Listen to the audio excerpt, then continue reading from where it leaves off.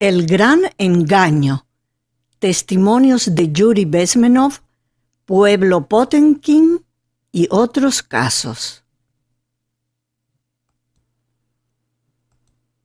Esta presentación está basada en la entrevista a Yuri Bezmenov por George Griffin en 1984. La histórica visita de Catalina II a la aldea de Potemkin y el efecto Potemkin. Se proporciona información complementaria. Yuri Bezmenov relata en la entrevista dos engaños soviéticos: el jardín de infantes y la fiesta de bodas. Yuri Bezmenov explica que, mientras él trabajaba en la agencia de noticias Novosti en la URSS, una de sus tareas era atender a representantes de países extranjeros que llegaban en misiones diplomáticas, culturales o afines. Es así que los llevaba, por ejemplo, de gira a través de Siberia y a reuniones y fiestas en Moscú y otras ciudades, para mostrarles la vida típica de la población en tiempos de la URSS. Bezmenov relata visitas a un jardín de infantes típico de la URSS. Allí se ven niños felices, sentados, comiendo su almuerzo y también jugando en un patio.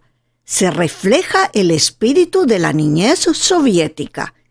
Aparentemente es similar a los estándares americanos. Al ver Bezmenov una foto tomada en la URSS y publicada en una guía de turismo occidental, cuyo encabezado dice que es típico jardín de niños en Siberia, acota que, cito, «Esto no es un jardín de niños, sino una prisión para los hijos de los prisioneros políticos en una zona de los campos de concentración.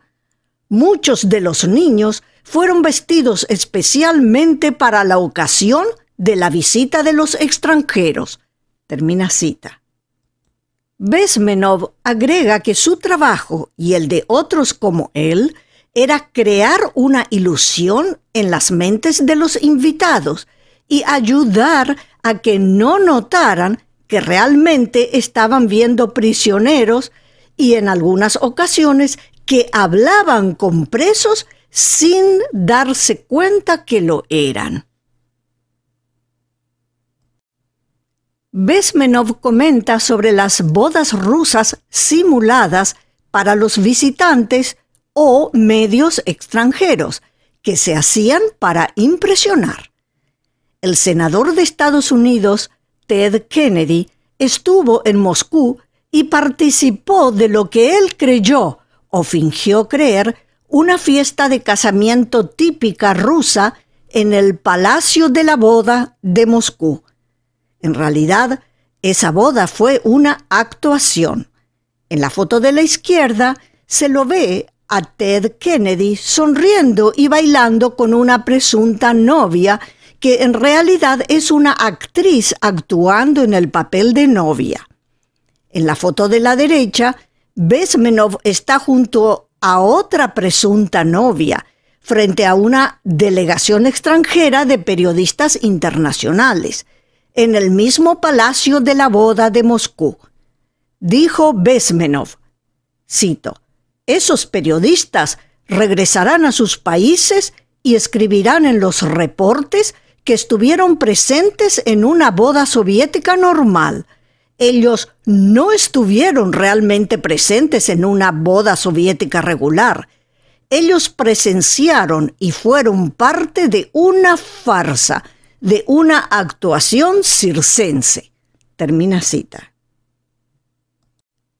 Pueblo Potemkin es cualquier construcción que muestra solo una fachada externa.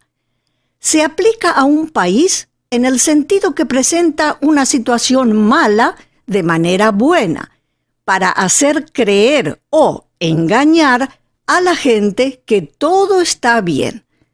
La película de 1998, El show de Truman, muestra una realidad simulada a imagen del pueblo Potemkin. En algunos contextos, a un pueblo Potemkin se le llama efecto Potemkin. Antecedente histórico. La expresión pueblo Potemkin proviene de la historia de unas aldeas falsas construidas en Crimea en 1787 por Grigori Potemkin para impresionar a la emperatriz Catalina II, quien viajó a esa localidad junto al río Dnieper. Esa zona había sido anexada a la Nueva Rusia y Catalina iba a inspeccionar. Después que se retiró la emperatriz, se desmontaron las estructuras. Algunos historiadores, como Alexander Panchenko, aseveró que, efectivamente, se decoraron varios pueblos, pero se sabía que era solo una decoración, sin pretender engañar. Además, hubiera sido difícil que Potemkin engañara a Catalina, porque eran muy buenos amigos. Engaño al vicepresidente de Estados Unidos, Henry Wallace.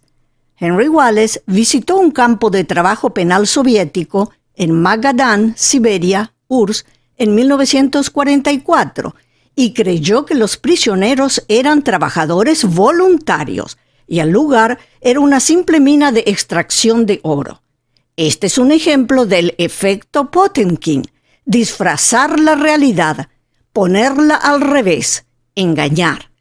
En la imagen, Wallace saludando a trabajadores de la mina de oro en Colima, mayo 1944. Esos trabajadores eran probablemente oficiales de la policía secreta o NKVD disfrazados. La sobreviviente suiza del Gulag o cárcel de Colima, Elinor Lipper, publicó en 1951 sus recuerdos en el libro 11 años en campos de trabajo de prisión soviéticos, en donde relata sus vivencias, en particular los 8 años en las minas de Colima. Explica las condiciones de trabajo, las sentencias de los juicios, los métodos preliminares de investigación, el arreglo de los niños nacidos en cautiverio y más datos. Wallace, al comparecer ante el Senado en 1952 para responder preguntas sobre su visita a los campos de prisioneros Colima, ante las evidencias que presentó Elinor Lipper, concluyó disculpándose que, cito, como invitado a él se le mostró solo una cara de la moneda y no había manera de poder enterarse de toda la verdad en 1944. Termina cita. Los visitantes occidentales a la Unión Soviética estaban estrictamente controlados por la policía secreta, especialmente durante la hambruna de 1932-1933. Los soviéticos preparaban exhibiciones y mostraban a los de afuera lo que deseaban que se viera.